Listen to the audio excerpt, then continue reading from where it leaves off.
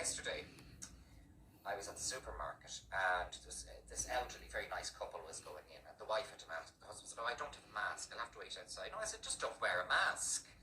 I said, "It's okay." I said, "Just don't wear a mask." He said, "You'll get into trouble." "No, you won't." I said, "You won't get into trouble." I said, "I haven't worn a mask once in a year and a half. You won't get into trouble." He said, "Why have you not get into trouble?" I said, "Because I haven't." So he said, "Well, I'm not going to go in." I said, "That's your decision." I said, "By the way," I said, "if you want to go in and wear a mask, they give you a free one." I said, "If you're that pushed about it." I said, "Go in and don't wear a mask. Just say you have trouble breathing or something. Or whatever." Well, I mean, what stupid excuses I fucking come out with. So he said, "Why do you not wear a mask?" Well, I said, "I've claimed my legal exemptions." I said, "And I sought permission from all of the managements that I go to not to wear a mask." But he said, "Do you not think that you have some responsibility to other people's health?" No, I said, "I don't." I said, "I want to answer that explicitly for you." I said, "Because that's a question that I'm very clear about, or a position that I'm very clear about. I am not responsible for your health." But he said, "If you look at the current mood," I said, "You mean totalitarianism? That's the current mood, is totalitarianism." I said, "And the notion of collective guilt and the notion of collective responsibility. A free society does not do collective guilt or responsibility or collective liability. I am not responsible for your health." Well, he said, "You're choosing to smoke, aren't you? That's bad for you." I said, "I don't think it's bad for me." But he said, "Everybody knows that." I said, "Who's everybody?" Well, he said, "Now you're just mincing words." I said, "A moment ago you were talking to me about collective responsibility and how I'm liable for your health."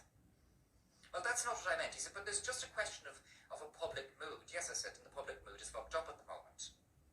Right? I said, "So I have the right not to go along with the public mood." I said, "So for example, if you look at last week's gimmick of the murdered woman in Tullamore, that was last week's gimmick and I didn't go along with it last week." I said, "Now it's gone stale. Nobody cares about the woman in Tullamore anymore. It's moved on. I probably care about it more, or her family, her poor, foolish, grieving family who were exploited by all of these dirty, filthy, scummy, excremental monsters." And, you know, I had an answer for him all the time. The man was standing. I just stop for a second and say, if somebody wants to ask me in a civil, non-self-righteous way why I'm not wearing a mask, then 3 hours later we'll still be talking. And I will not answer them back. I mean, I was more civil to the man, I suspect, than I make it sound there. I said, "No, I'll be civil to him because he's been civil to me." You don't have to agree with me. You don't have to accept my position, and you're entitled to object. And that's what he was doing. He had the right to speak to me that way. I have no problem with that. You know, can I ask why you're not wearing a mask, etc., etc. And the fact that he's asking means that he's trying to engage. So, yeah, okay. And then a woman who looked about 70 interrupted us. "Excuse me," she said to the man, "I just want to say that by you standing there, I didn't know whether you were going to step onto the zebra crossing or not. So where you were standing was very confusing, and you should stand in a less confusing area." "Excuse me," I said to the woman, "you're interrupting our conversation." She said, "I appreciate that." "Well, then go away," I said. But she said, I said, "You can't tell that man where he can stand or where he cannot stand in a public car park." I said, "He can stand wherever he wants to." I said, "Are you insane? Have you got a screw loose? Is there something seriously wrong with you to make you think you have the right to come up and berate?" "I'm not berating him. You are," I said. "You're just so used to it that you've forgotten that you are. And nobody's ever told you to do what I'm doing now. Go away." And her daughter came along. "Oh, it's all right, Mammy. It's all..." She led her into the... I could hear the old... all the way into the supermarket. And the old man was turning pink at this time. And he was laughing at this. He reminded me of a child. He reminded me of a child where two teachers have a row, which is very unbecoming. But I don't know how to... No, it wasn't where two teachers have a row, but where somebody walks in and pushes the bully out of the way. This cunt of a woman felt that she had the right to berate an old man for standing up against a railing outside a supermarket because it didn't suit her. I said something else to her. I said, "Drive more carefully. Drive more carefully," I said to her. "Pay more attention." I said, "You know, you cannot be giving people orders." Now, I said, "This is insane." I said, "Have you a screw loose? Are you mentally ill? How dare you?"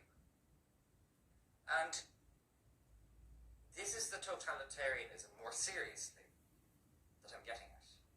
That these little Hitlers have been getting away with this, really, for the past 2 years. Because that fucking old bitch would be the where's your mask? I'd give her an answer. I'd give her a very good answer. But it's also one of the features of totalitarianism is psychosis. And her behaviour was borderline psychotic. No, it wasn't borderline, it was psychotic.